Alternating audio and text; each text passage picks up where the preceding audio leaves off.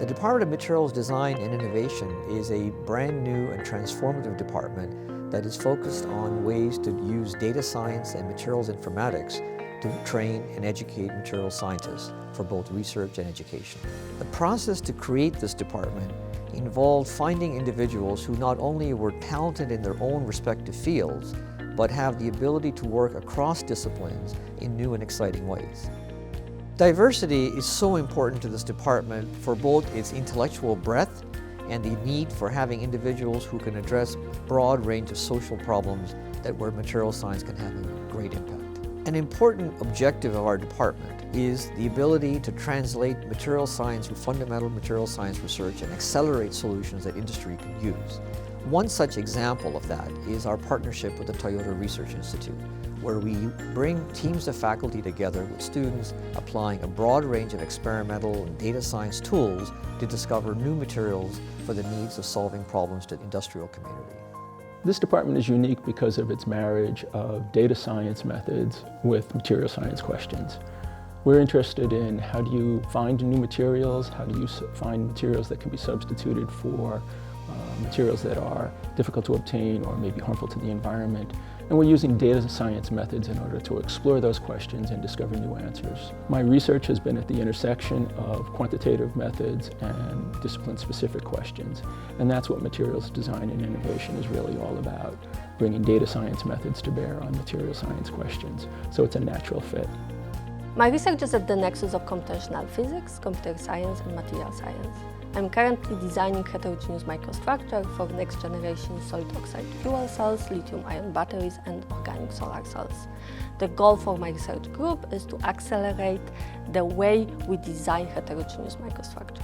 I hope my research will change the way we design materials in future for next-generation batteries, but also for solutions to sustain energy in our household, and will lead to significant changes for developing countries. My research is growing two-dimensional materials, mainly graphene and transition metal dichalcogenides, and growing vertically stacked heterostructures of these materials.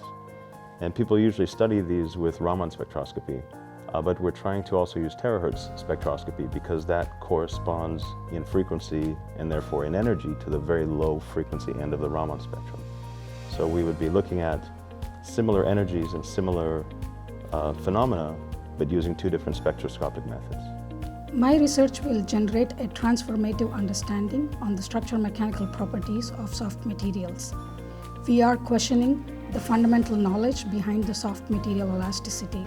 This knowledge, we believe, will enable us to develop soft, reliable networks, which will have a tremendous impact on both biomedical as well as tribological societies. These materials can be synthesized or they can be naturally occurring in nature. Hydrogels, which are commonly found in eye contact lenses, are examples of synthetic networks, whereas the cell and tissue networks are naturally occurring materials. Being at the Department of Materials Design and Innovation has already opened up several possibilities in my research. This not only reduces the concept to the development timeline, but I believe that this will also have a tremendous impact in industry-academic relationships. What we're trying to do is at the forefront of bringing data science research methods into the education program so that students naturally move from material science questions and using data science methods in order to explore answers to those questions. MDI is unique in many ways. One way is the way we teach our students. For example, I am co-teaching kinetics of materials, where I provide students detailed theoretical background, and another professor is providing them with detailed experimental background. I think this is a very unique aspect of the way we teach our students.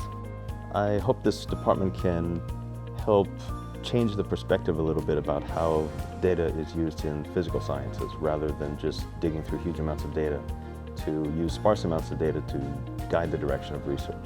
We have a broad range of students, skill sets, and faculty doing exciting research at the forefront in a broad range of innovative fields.